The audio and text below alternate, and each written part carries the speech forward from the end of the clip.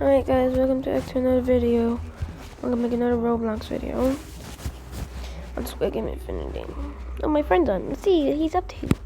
I'm gonna probably do a Coast Guard war. Most likely, it's 4 a.m. for me, so I sound like I'm exhausted. And my bestie Zoe is on. And names for all my friends. Zoe, I sometimes call Zoe, or this guy I just call Goat. And it's Google. I don't know what to call him actually.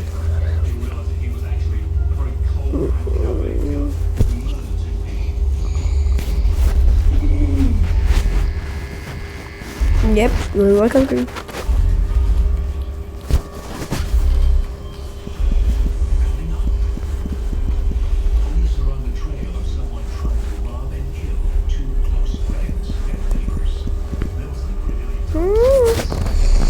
That's all I have to say. Get his attention.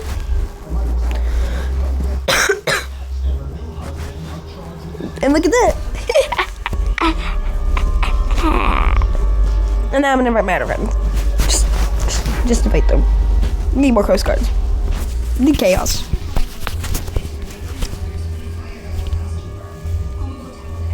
There I am, my Coco bestie. Echo from Discord server.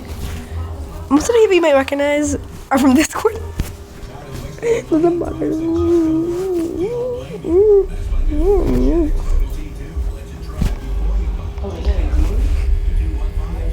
Oh, I forgot Ian, I can't talk and chat.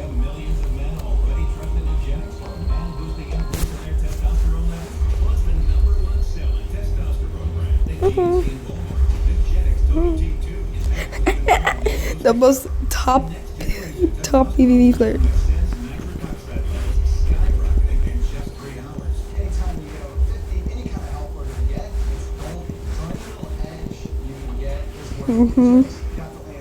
Good dude.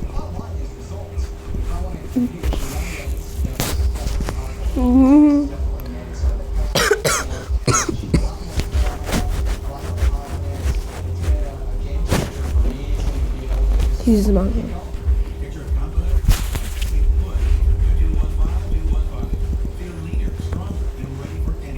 Hold on, you drive. I'm not. I have to say something. Yeah.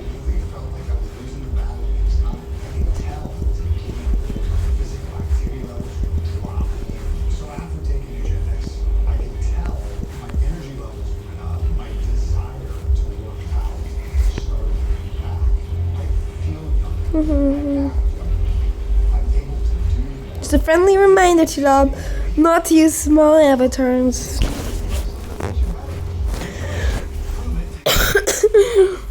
Bro, why are y'all in the basement?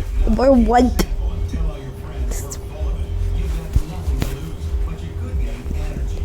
To the elevator. To the elevator.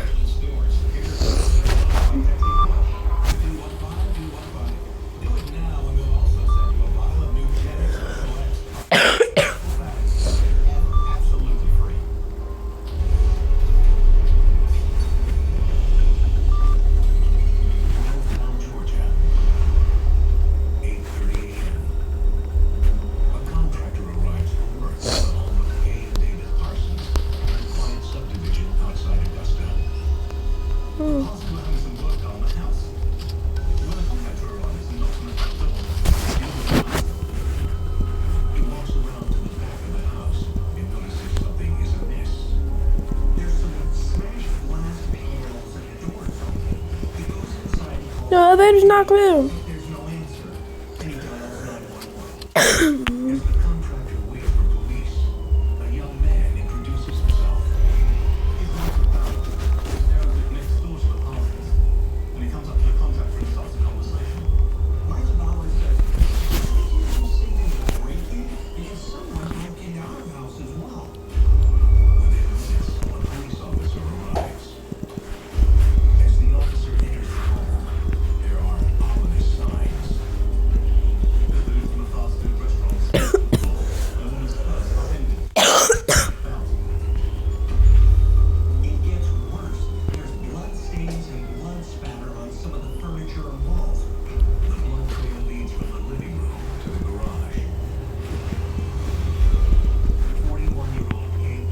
I'm recording.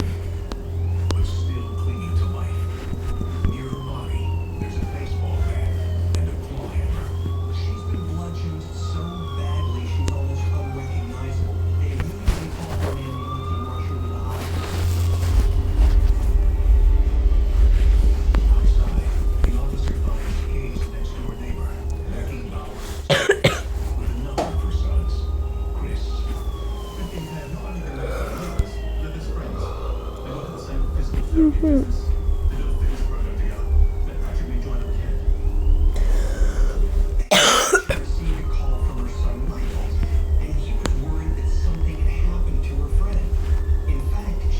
Whoa, chill.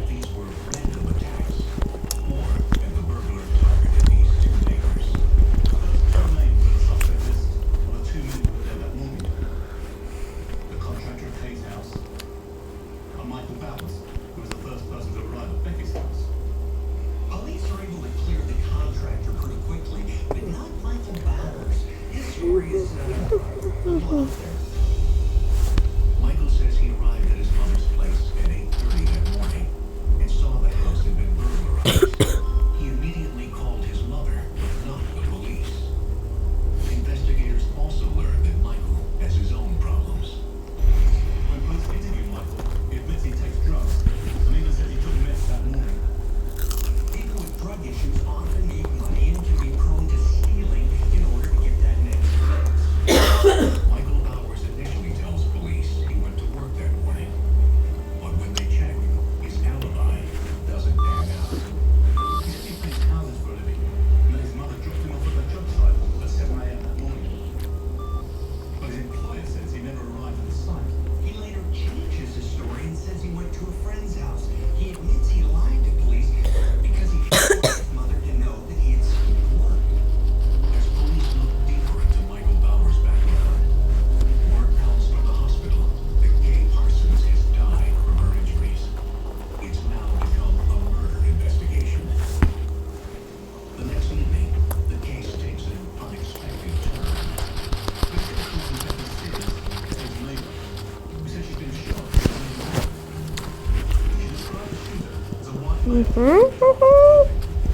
She tells police the man shot her in the leg. He says, "Give me my money, or the next time it'll be in your face." She said she had no idea what he was talking about. Police now have a second victim in as many days. But who's behind it?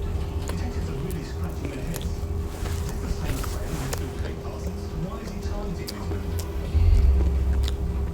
Coming up, a jailhouse informant claims he knows the true motive behind the attacks. And one of the women is in love with the ex-husband. I like winning on the field, but it's even more fun winning on field guys. Lori won $2,000 ticket games for just $1, and Joseph won an iPad for just $6. There's millions of fast options, so try today at DealDash.com for $50 of free cards. First win guaranteed. They are trying to shut down this legal loophole to get 100 milligram generic Viagra or 20 milligram generic Cialis delivered to your door for just 87 cents in less than 2 minutes. Do this. First, scan the QR code to go to FridayPlansPromo.com. Then, you select if you need generic Viagra or Cialis, the quantity you need, and the dosage. I'll pick 100 milligrams, thank you very much, and then their system will see if you qualify. Give it a second to find the best. They're cooked. They're cooked. 87 cents for each 100 milligram generic Viagra tablet. 20 milligrams Cialis is the same price. The prescription and shipping are free. Scan the QR code to go to FridayPlansPromo.com and see for yourself. Don't wait. Scan the QR code or go to FridayPlansPromo.com now.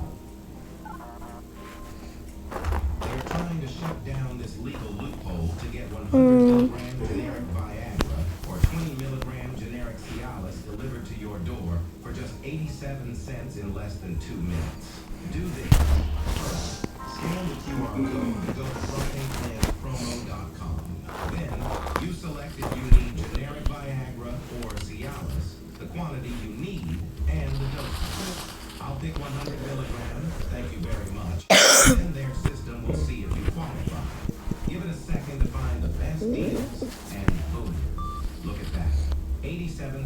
each 100 milligram generic Viagra tablet.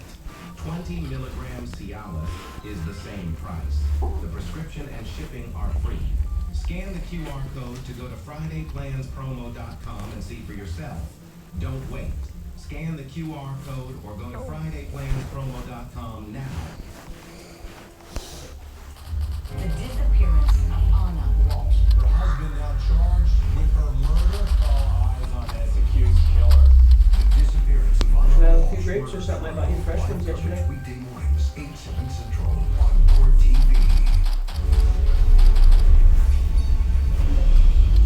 Police in Bronxtown are investigating the murder of Kay Parsons. Now, her best friend and next-door neighbor, Becky Sears, has been shot while leaving work. No. Police don't believe this is a coincidence. Don't listen to the constables. Listen to us. Between these two crimes and the burglaries at their houses. At that point, their main suspect was Becky's 22-year-old son, Michael, who's had issues with drugs and could have used the burglars to get money. But would he have shot his own mother? Then, police received word that a man in the county jail has information about the crimes. This man said he's heard about Kay's murder on the evening news, and he thinks he knows who did it. Becky Sears. What's really unusual about That officer's gonna keep showing. jail isn't just some petty crook. He turns out to be Becky's brother, Jerry Jacobs. And Jacobs reveals the motive for Kay Parsons' murder. Jealousy. Jerry told police that Becky's been having an affair with David Parsons, her best friend's husband and next-door neighbor. It's been going on for about 6 months. When he found out about it, and David and Becky both promised, but Jerry goes on to reveal that Becky couldn't let go. She decided she wanted to see David all the time. She needed Kay out of her way. So she asked Jerry if he could kill Kay in a way that would make it look like an accident.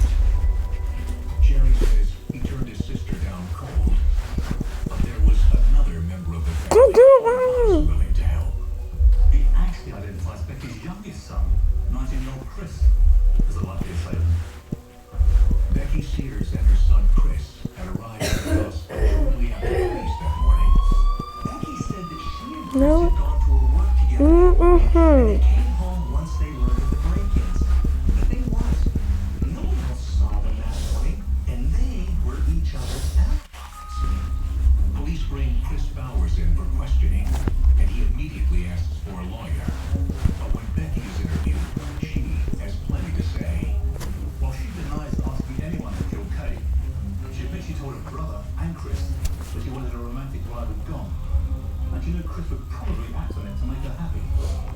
She said she picked Chris up and brought him to her house that morning, and that Chris went next door to Kay's house. She said she then got a call from Chris a little while later Meh. asking her to pick him up. And when she did, he had blood all over his clothing and admitted that he had badly beaten Kay. She says Chris then cleaned up and changed clothes, and they returned to the crime scene as if nothing had happened. Worried that the police might suspect Becky once they learned about the affair, they decided to have Chris shoot her in the leg to look like another victim. On March 27th, 2009, police arrest both Becky Sears and Chris Bowers and charge them with first-degree murder. In May 2012, both plead guilty and are sentenced to life in prison without the possibility of parole. I doubt there are many mothers who would ask their sons to do the dirty work. Becky Sears can nominate Damn, that's. her son Let's see how many close we got. life in prison. Holy frick! Holy frick! Holy frick! They're cooked here. They're cooked here. They're cooked. Holy